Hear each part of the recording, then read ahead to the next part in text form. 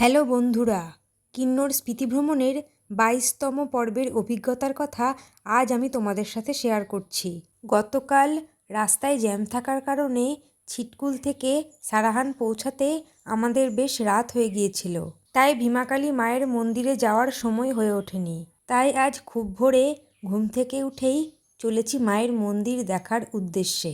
এই দোকানটি থেকেই গতকাল কিছু জিনিসপত্র কিনেছিলাম। সারাহানে আমাদের হোটেলের নাম ছিল স্নো ভিউ, যেটি মন্দিরের সবচেয়ে কাছে অবস্থিত হোটেল হওয়ার কারণে খুব ভোরেই মন্দিরের মাইকের গানের আওয়াজে আমার ঘুম ভেঙে গিয়েছিল। এই মন্দিরে ঢোকার জন্য মোট 4টি গেট রয়েছে। প্রত্যেকটি গেট পার করে একটি করে উঠোন, তারপর আবারও গেট, এইভাবে মোট 4টি গেট ও 3টি উঠোন রয়েছে। প্রথম উঠোন পার করেই ডান দিকে রয়েছে নরসিংহদেবের মন্দির, দ্বিতীয় উঠোন পার করে রঘুনাথজির মন্দির ও পাতাল ভৈরবের মন্দির, এবং তৃতীয় উঠোন পার করে মূল মন্দির অর্থাৎ ভীমাকালী মায়ের মন্দির।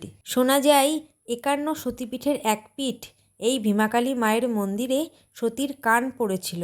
তাই ভক্তদের বিশ্বাস, দেবীর কাছে কোনো প্রার্থনা করলে তা নাকি সরাসরি দেবীর কানে গিয়ে পৌঁছায় এবং দেবী সেই ভক্তের মনস্কামনা পূর্ণ করেন। আর আমরা এখন তৃতীয় গেট পার করছি, যা সম্পূর্ণ রূপোর তৈরি, আর এই গেট পার করেই মূল মন্দির। মূল মন্দিরে প্রবেশ করার আগে মোবাইল, ক্যামেরা, জুতো এগুলো রাখার জন্য নির্দিষ্ট লকারও রয়েছে। ভারতবর্ষে এমন অনেক মন্দির রয়েছে যেগুলোতে ঢোকার আগে নির্দিষ্ট কিছু জিনিস পরে বা মাথায় দিয়ে ঢুকতে হয়, তবে তা মহিলাদের জন্য নয়, শুধু পুরুষদের জন্য।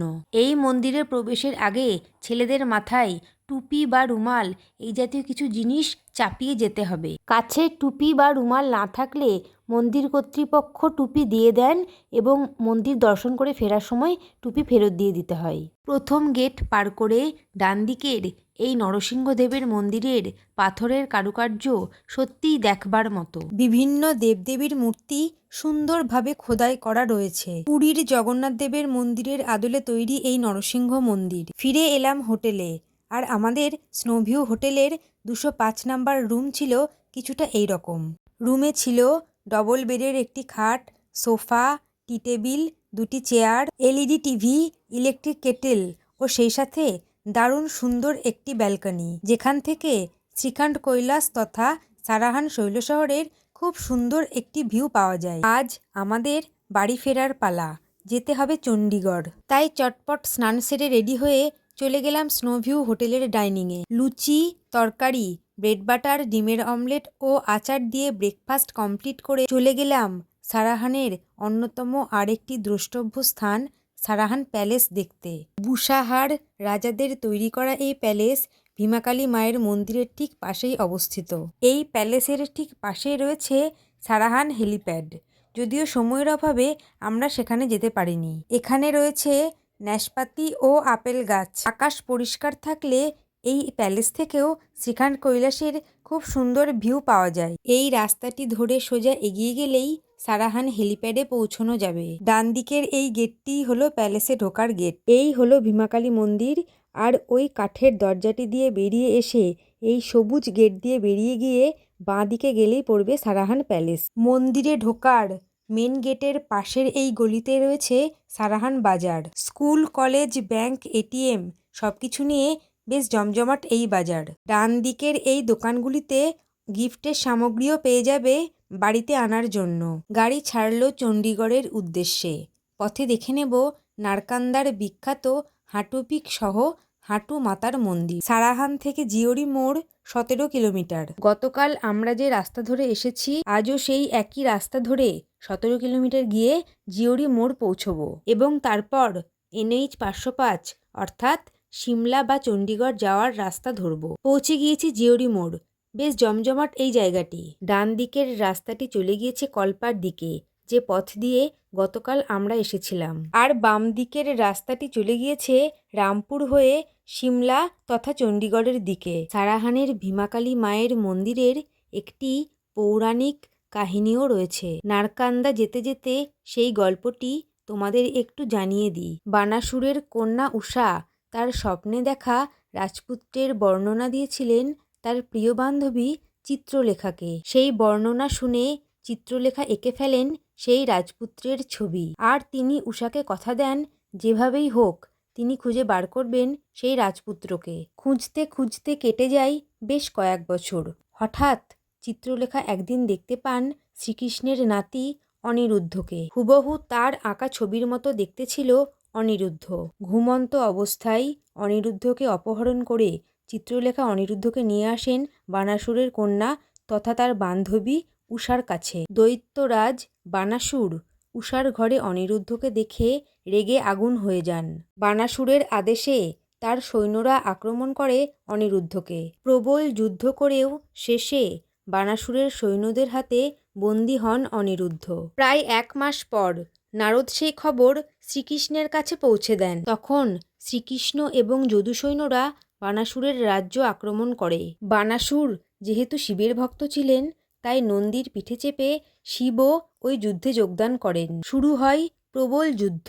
অবশেষে শিবকে নিরস্ত্র করে শ্রীকৃষ্ণ তার সুদর্শন চক্র বার করে বানাসুরের 1000টা হাতের মধ্যে 996টি হাত কেটে দেন। 4টে যখন হাত বাকি তখন শিব শ্রীকৃষ্ণকে অনুরোধ করেন বানাসুরকে প্রাণে না মারতে। কৃষ্ণ শিবের অনুরোধ মেনে নেন এবং যুদ্ধ শেষ হয়। বানাসুরও নিজের ভুল বুঝতে পেরে শ্রীকৃষ্ণের নাতি অনিরুদ্ধর সাথে উষার বিবাহ দেন। আমাদের পাশ দিয়ে এখন বয়ে চলেছে ভূগোল বইতে পড়া শতদ্রু নদী, যার স্থানীয় নাম সতলুজ। NH 505 বা ইন্দো টিবেটিয়ান এই হাইওয়েতে হিমাচল প্রদেশ গভর্নমেন্টের প্রচুর বাস অ্যাভেইলেবল। তাই যদি কেউ মনে করো বাসে করে এই ট্যুরটি করবে সেটিও সম্ভব এবং সেক্ষেত্রে খরচও অনেক কম হবে। সিমলা বাসস্ট্যান্ড থেকে হিমাচল প্রদেশের সমস্ত জায়গার বাস পাওয়া যায়। এই রাস্তাটি অনেক পুরনো রাস্তা। 1863 সালে লর্ড ডালহৌসি এই রাস্তাটি তৈরি করার পরিকল্পনা করেছিলেন তিব্বতের সাথে যাতে ভারতের বাণিজ্য ভালোভাবে হয় সেই কারণেই। সাকিলা পাস অর্থাৎ চীন বা তিব্বতের সাথে তখন ভারতের বাণিজ্য হতো, কিন্তু চীন তিব্বত দখল করে নেওয়ার পর সাকিলা পাস বন্ধ হয়ে যায়। সেই সাথে এই রাস্তার বাণিজ্যিক গুরুত্বও অনেকটা কমে যায়। কিন্তু বর্তমানে এই রাস্তাটি কিন্নর তথা রেকংপিও এবং স্পিতির সাথে যোগাযোগ রক্ষাকারী প্রধান জাতীয় সড়ক হিসেবে ব্যবহৃত হয়। ইতিমধ্যে আমরা পার করে এসেছি রামপুর, যেটি হিমাচল প্রদেশের অন্যতম প্রধান গুরুত্বপূর্ণ একটি শৈলশহর। রামপুরেও একটি প্যালেস রয়েছে যেটি সময়ের অভাবে আমরা দেখতে যেতে পারিনি। রামপুর বুসাহার শহরটির উচ্চতা 1021 মিটার এবং 2011 সালের রিপোর্ট অনুযায়ী পপুলেশন 5655 জন। উচ্চতা কম হওয়ার কারণে রামপুরে বেশ গরম পড়ে। এছাড়া এখানকার অন্যান্য ধর্মীয় স্থানগুলি হল দুমগির বুদ্ধ মন্দির, অযোধ্যা মন্দির, রঘুনাথ মন্দির, নরসিংহদেবের মন্দির ও সাতনাহনজির মন্দির। এই রাস্তায় কিছু দূর পরপরই রয়েছে দূরত্ব নির্ধারক। পৌঁছে গিয়েছি নারকান্দা।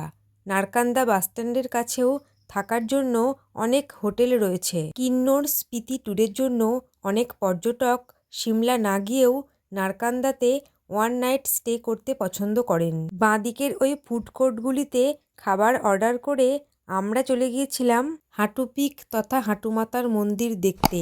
সেই ভিডিও নিয়ে খুব তাড়াতাড়ি আসছি পরের পর্বে।